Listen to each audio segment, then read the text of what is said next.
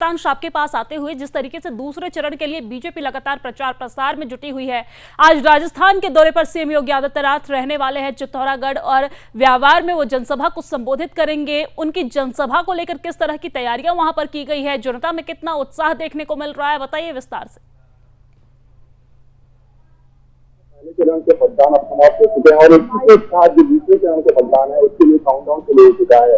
और ऐसे में आज सबसे पहले यहाँ पे योगी आदित्यनाथ यहाँ पर चित्तौड़गढ़ के निम्हाड़ा में रोड शो का आयोजन करेंगे। आपको बता दें कि चित्तौड़गढ़ के केके जोशी जो यहाँ पे राजस्थान के बीजेपी प्रदेश अध्यक्ष है वो वहाँ पर उम्मीदवार है और उनके सामने कांग्रेस के उम्मीदवार है और कांग्रेस के जो उम्मीदवार है वो निम्हाड़ा में ये से ही बिलोंग करते हैं और वहीं आज योगी आदित्यनाथ रोड शो का आयोजन कर रहे हैं। ऐसे में अब देखना होगा कि किस तरीके से जो वोटर्स हैं उनको रुझाने में योगी आदित्यनाथ कामयाब हो पाते हैं। आपको बता दूं कि ये सिर्फ केवल एक चित्तौड़गढ़ जो है लोकसभा सीट वहां पर उनका दौरा नहीं है, उसके बाद वो जोधपुर जाएंगे। जोधपुर में जहां पर केंद्रीय मंत्री जो मोदी गवर्नमेंट के हैं गजेंद्र सिंह शेखावत, वो वहां से भाजपा के उम्मीदवार हैं, उनके लिए वो एक जनसभा को संबोधित करेंगे और उसके बाद वो वहां पर करीब शाम को 4 बजे एक रोड शो का आयोजन करेंगे। तो ये 2 मेजर प्रोग्राम हैं। हालांकि मैं आपको बताना चाहूंगा कि केवल योगी आदित्यनाथ यहाँ पर नहीं है, उनके अलावा गृह मंत्री अमित शाह भी यहाँ पर है और उनका आज लगातार दूसरे दिन का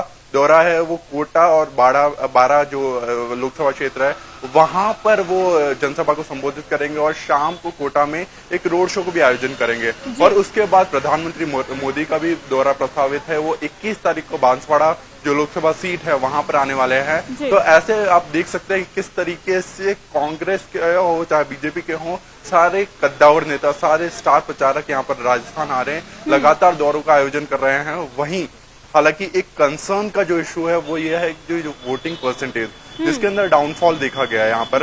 आपको बता दूं कि पहले चरण की जो यहाँ पर सीटें थी, कुल 12 लोकसभा सीटें थी, वहां पर ये वोटिंग कंप्लीट हो गई है। उसके बाद अब जो 13 रिमेनिंग सीट्स हैं यहाँ पर लोकसभा की, वहां पर वोटिंग होगी सेकंड फेज में जो 26 अप्रैल है उस दिन। जिस तरीके से बीजेपी एड़ी चोटी की जोड़ लगाती नजर आ रही है, क्या पहले चरण के मतदान में बीजेपी की जो मेहनत है उसका कुछ परिणाम देखने को मिला, लोगों के अंदर रुझान देखने को मिला?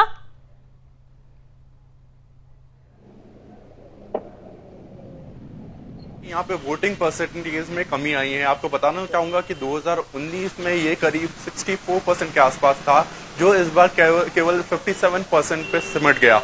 और ऐसे में आपको देखा जाए कि जितनी भी 25 सीटें हैं, राजस्थान उन स्टेट्स में शामिल है जहां बीजेपी अच्छा परफॉर्म करती है। सभी सीट जितनी भी है 25 के 25 सीटें वो सारी बीजेपी के लिए रिजर्व है, लेकिन यहाँ पे कहीं वोटिंग परसेंटेज कम हो रहा है। ऐसे में कहीं सस्पिशियस ये लग रहा है संदेश।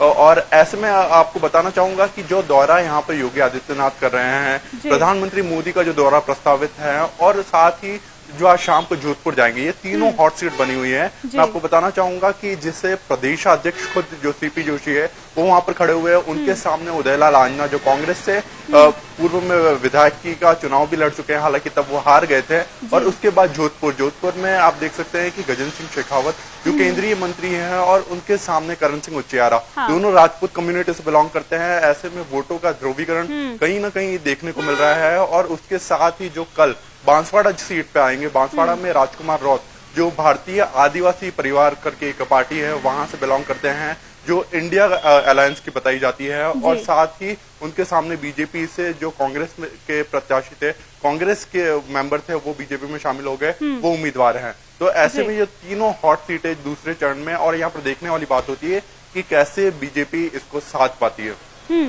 और तीनों हॉट सीटें पर आज मुख्यमंत्री यहां पर जाने वाले हैं, जनसभा को संबोधित करने वाले हैं। सीएम योगी आदित्यनाथ की जो छवि है ये किसी से छुपी हुई नहीं है, लेकिन नतांश से बीच हम ये भी समझना चाहेंगे कि वोट प्रतिशत में जो कमी आई है, हालांकि चुनाव आयोग की तरफ से लगातार ये दावा किया जा रहा था कि हम जिस तरीके से काम कर रहे हैं ग्राउंड जीरो पे, 2 साल से लगातार तैयारियां चल रही है, वोट प्रतिशत जो है उसे हम बढ़ाएंगे, 75% तक वोट करवाना उनकी जो एक लक्ष्य है, उनका लक्ष्य है वो था। लेकिन जो वोट प्रतिशत में कमी आई है, वजह क्या है?